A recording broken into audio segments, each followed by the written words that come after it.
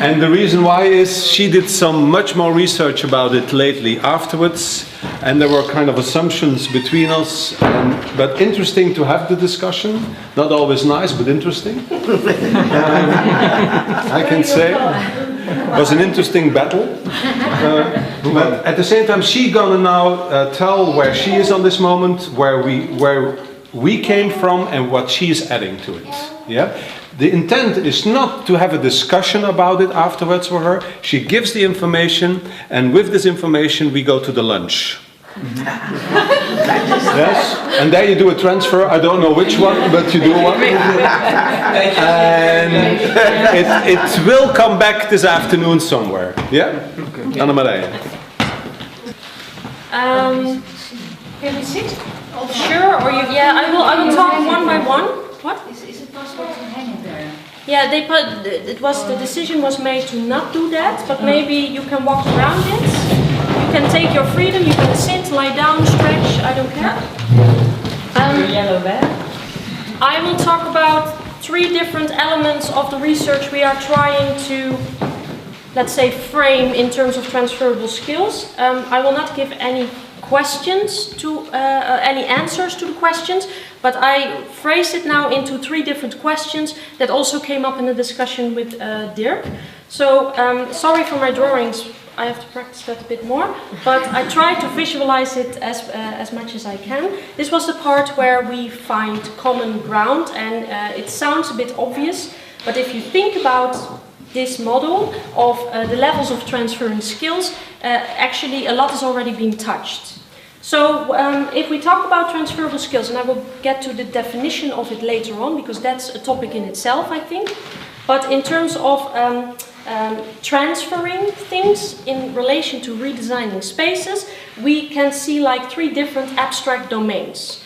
I will just explain it first and then I will illustrate it a bit more. The first level is in context.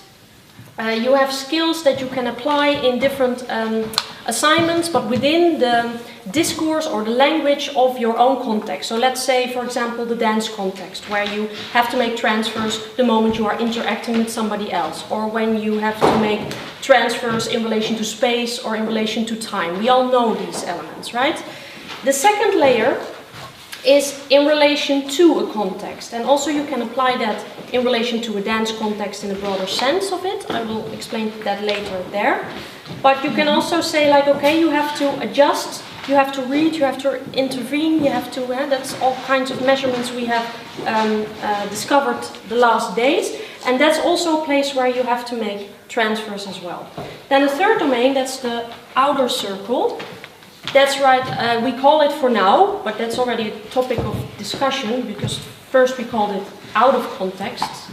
But you cannot say out of context, because you will always be in a context. So for now it's called outside context, where you really are opposing things from the dance. I say things because the definition is there, in relation to another discipline or another, how do you say that, another working practice, for example.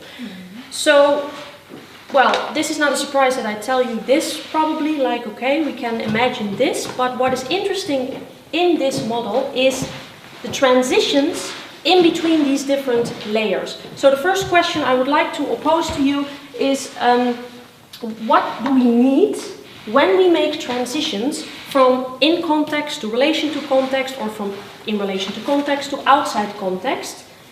And there is a connection with another question as well. That is how these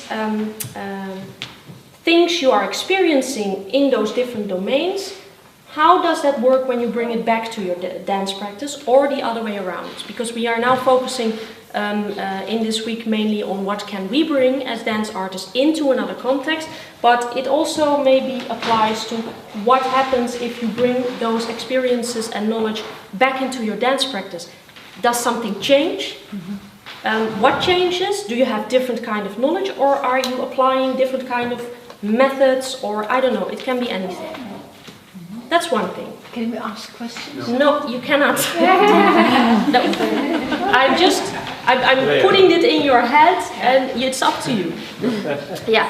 Then the second one, that's where that's already where the confusion starts in our own group within Fontys. Like, okay, how do we talk about skills? What do we mean with skills? I mean, a skill, if you translate that into a Dutch verbal, how do you say it, a Dutch word, you can easily say like, well, it's just your capabilities of a dancer, like physically, mentally, but it goes further than that. Alongside our talks, we were discovering that it also has to do a lot with how we value things as dancers and how we relate our bodies, for example, to different kind of situations. It's also about the qualities we how do you say that? We care for in terms of embodiment, or when we are practicing, or when we make the performance into a theater setting, for example. So it started with a text by Guy Coles. He did the first attempt, or the first, actually the foundation of our definition, that transferable skills, or the skills of a dancer, we are talking about practical knowledge. We are talking about knowledge that comes from experience and knowledge by doing it. So, this is still under development. I think this is not complete yet, so I'm just opposing where we are right now. So feel free to add, feel free to take it with you and make it into something else.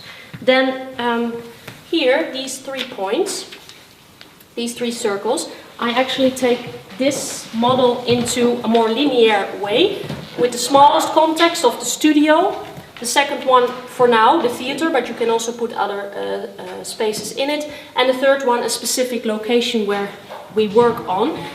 And one of the main questions we constantly come back to is if you or how you define transferable skills of a dance artist, and you are talking about very specific skills that come from embodiment, and how we are dealing with situations and how we are relating with our total person, so from a holistic point of view, to a specific context.